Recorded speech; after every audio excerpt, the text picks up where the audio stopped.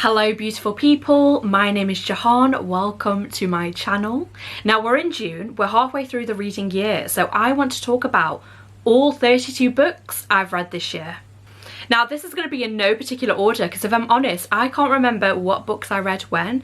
All I know is I've read 32, my reading goal is 70, I'm a little bit behind, but that's okay. This year I reread Normal People by Sally Rooney. The reason why I reread this is because I went to Dublin, so I took this with me and I went to Trinity College, the university where Marianne and Connell go, and fabulous. I gave this 4 stars. I also read Boy Parts by Eliza Clark. Now this is a deeply disturbing read. It felt very unhealthy, but for some reason I couldn't put it down. If you do decide to pick this one up, check out the trigger warnings. It's not for the faint-hearted. We follow a student called Irina. She goes to Central St. Martin's and she is a photographer. She likes to take pictures of naked men. It's described as fetish art, and Irina is a very unlikable person. I think that's one of the reasons why this book was so intriguing to me. The main character was just a mess. I also read Pod by Lalaine Paul. Now this is a book in the point of view of a dolphin. I did not like this book. Maybe I need to reread it because I feel like it just sort of went over my head. I thought, okay, a book about a dolphin, it's going to be happy. It's a very sad book. A lot of bad stuff happens to this dolphin, like stuff like SA and a lot of disturbing stuff. It wasn't pleasant to read. I gave this 2 out of 5 stars. Now I don't have this book with me, my friend has borrowed it, but this year I read Fourth Wing by Rebecca Yarros. I read this book alongside what seems to be the whole book community. Everyone has been reading this book. I really enjoyed it. I thought it was a hoot. Now if you're after a book that's like fine literature, really well written, really great dialogue, it's not this book. Like, no. If you're after a good time, yes, read this book.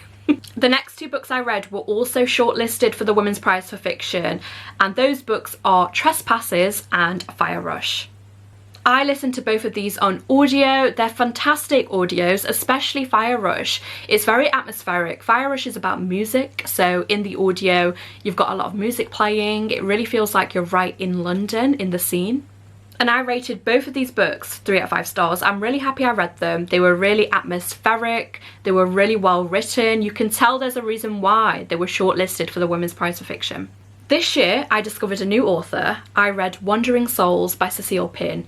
This book was phenomenal. It was absolutely amazing. It was longlisted for the Women's Prize. In my opinion, it should have been shortlisted. It should have won. So in this book we follow a family in Vietnam. It's during the war. Now this family wants to flee the country and they can't afford to all flee at the same time.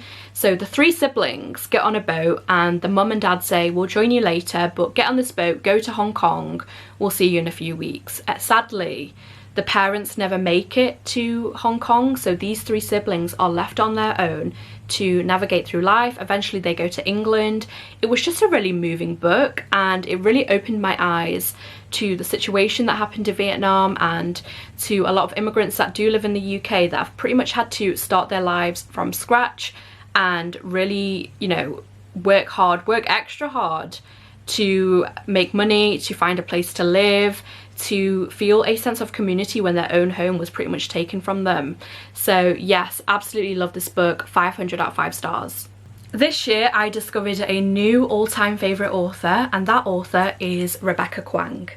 The first R.F. Kuang book I read this year was The Poppy War. This is the first book in a trilogy and it was absolutely incredible. I read this book whilst on holiday, which honestly wasn't the right vibe. Like, this is not a book to read on the beach, but still loved it. It's just an amazing fantasy series. I then read Babel as part of my book club and this was just a masterpiece.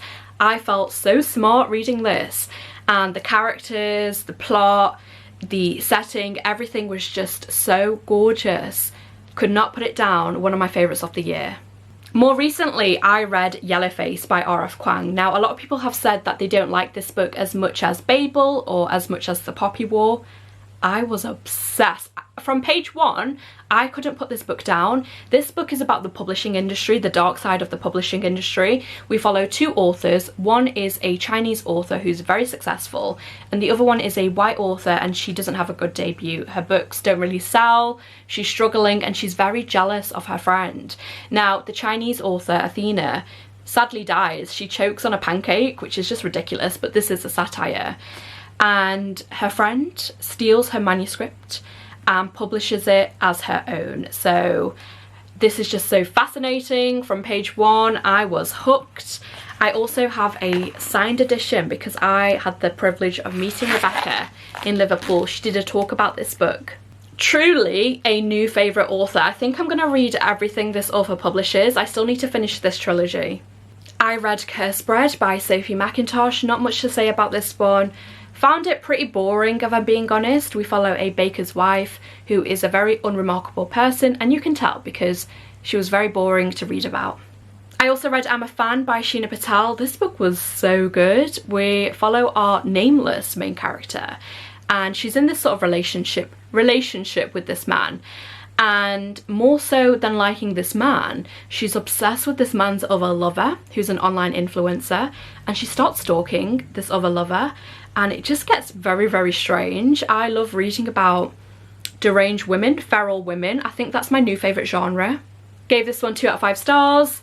Gave this one 4.5 out of 5 stars. I also read The Bandit Queens by Perini Shroff. This was such a fun read. I actually want to reread this one. It was that fun. We follow our main character, Geeta. She lives in India. She's a widow because her husband went missing years ago and people just assume that he's dead. Now, people think Geeta was the one that killed her husband, and some of the women in the village start approaching Geeta because they want to be widows too. So they want their husbands out of the picture. What a riot this book was. The end chapter. Go pick up this book, it is phenomenal. One of my biggest reading accomplishments this year is reading the first Game of Thrones book because this is massive and I read it. Well done me. I really loved this. I just thought it was so easy to read. I assumed it would be a really difficult read, but it really wasn't. And if you're a fan of the TV show, the book is pretty much the same as season 1 of the TV show. There's not much that is different. Apparently, if you continue with the series, it does start to get a little bit different, but book 1, same as season 1 of the show. And yeah, I gave this 5 out of 5 stars, loved it. For some weird reason, I decided to reread Twilight this year. It wasn't good. It's worse than I remembered. I don't know if maybe I just think of this like really highly because of nostalgia, but this wasn't good. The first book I ended up finishing this year was The Plight Before Christmas by Kate Stewart. I'm a Kate Stewart fan. I love the Ravenhood books. This was just a really cute Christmas read. It wasn't like groundbreaking or anything, but if you're after like a really cute, wholesome, seasonal read, I do recommend it. I think I ended up giving it like 3 out of 5 stars. The second book I read this year, and I remember it's the second book because this book plummeted me into such a reading slump, was Zodiac Academy Book 8, Sorrow and Starlight. This was 1,280 pages. 1,280 pages of pure filler. Like, this book was so unnecessary, and it's such a shame because I am a fan of the Zodiac Academy books. Like, don't get me wrong, I know they're kind of trashy, but they are fun to read. But Zodiac Academy Book 8 was such a letdown. I was so hyped for this book, and yep, disappointed. I think I gave it like 2 out of 5 stars. In hindsight, it's probably 1 out of 5 stars. The last book of the series should be coming out either at the end of this year or next year, book 9, and I really hope that it picks up because book 8 wasn't it. It just wasn't it. I also read Mirai by Mamoru Hosoda. This is a really sweet read. It's really short. It's based on an animated movie and we follow this young boy. He's not very happy because he's got a new sibling and all the attention is on his younger sister and he's not having it. He's throwing wobbles day after day, and yep, very cute, very fast read. Really happy that I read this. Another shortlisted title for the Women's Prize for Fiction that I read this year is Black Butterflies by Priscilla Morris. Now, there is a story behind why I read this book. So my book club had the honour of being selected as one of 6 book clubs to shadow read the shortlisted titles for the Women's Prize for Fiction. This was the book we were given and I just absolutely loved it. It is about the siege of Sarajevo, something that I didn't really know much about before reading this book.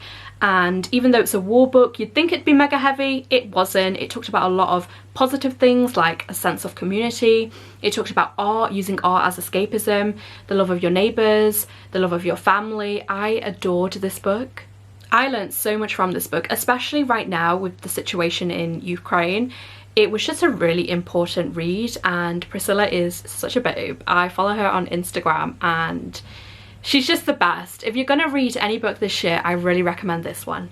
With my book club, I read Night Bitch by Rachel Yoder. This is another one of those feral woman kind of books, the subgenre I'm kind of obsessed with. Sadly though, this one didn't hit for me. I didn't really enjoy it. In this book, we follow a woman who has recently given birth and she is slowly turning into a dog.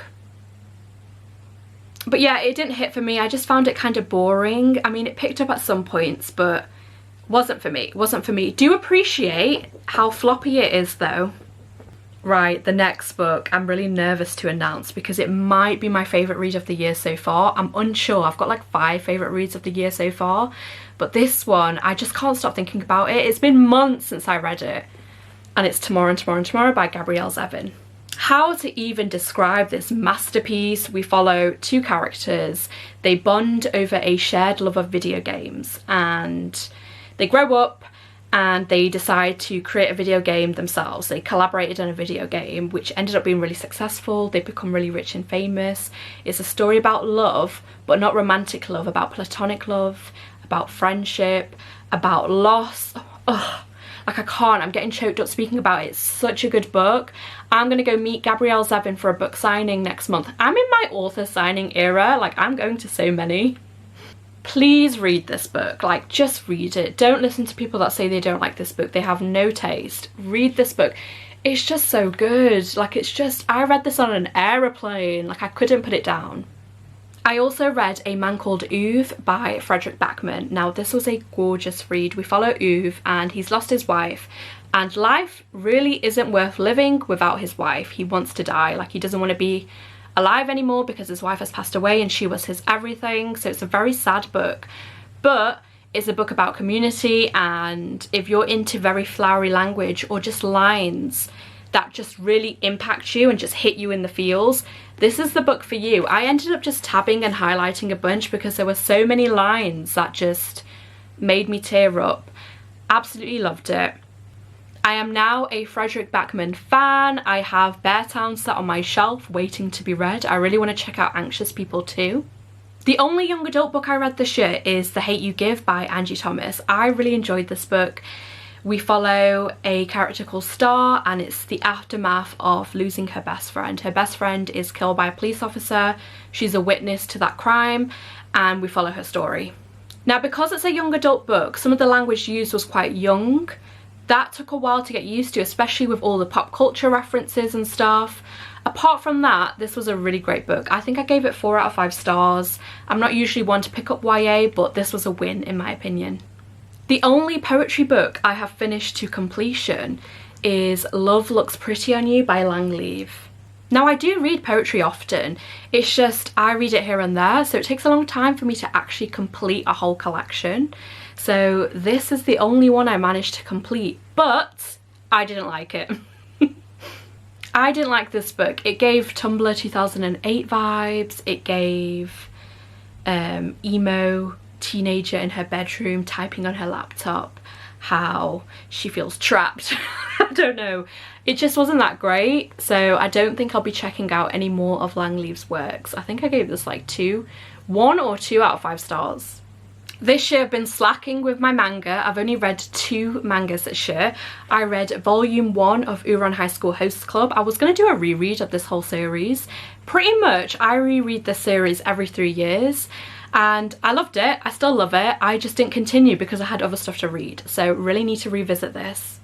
I also read volume 16 of Komi Can't Communicate, just a really cute series about a girl who suffers from social anxiety and she really wants to make friends. She wants to make 100 friends to be exact, and yeah, really like this one. Now the next few books I'm only going to talk about briefly because I want to make a dedicated video on them, and they are fanfictions. You might be wondering, Jahan, why have you included fanfictions on this list? Let me tell you why. These fanfictions were works of art. They were masterpieces. They were also mega long, so yes, I'm going to include them on this list.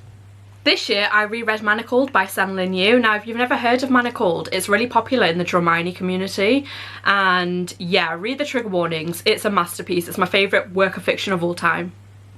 I also read Isolation by Beck Shan. This one was pretty good. All of these are pretty good. Another Dramini. I mean, if you like close proximity tropes, this is for you.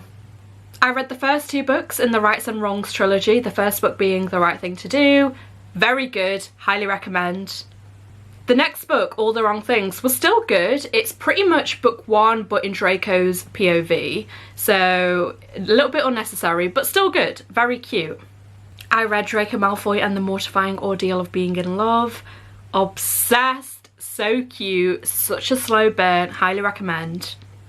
I also read Breath Mints and Battle Scars, which is another Dramini fanfiction. Now this one was a bit of a miss for me. I didn't see the hype. I know it's very popular, but the ending just really threw me off. And finally, this year I read All the Young Dudes. This was massive. This was a huge fanfiction. It's a Marauders fanfiction and it was just perfection. But like I said, I'm not really going into much detail with all of these fanfics because I want to make a dedicated video. So those are all 32 books I have read this year. Now my reading goal for the year is 70. Will I make that goal? I think so. I think so. And yeah, I've read some incredible books this year. It's going to be really difficult to pick a favourite at the end of the year. I mean, so far it's Tomorrow, but Babel is up there, Yellowface is up there, Black Butterflies is up there, Wandering Souls. Ugh, it's too stressful. If you like this video, please don't forget to leave a like, leave a comment, subscribe. You can also follow me on TikTok. I post pretty much daily. My username is on the screen. And I'll see you in the next video. Goodbye!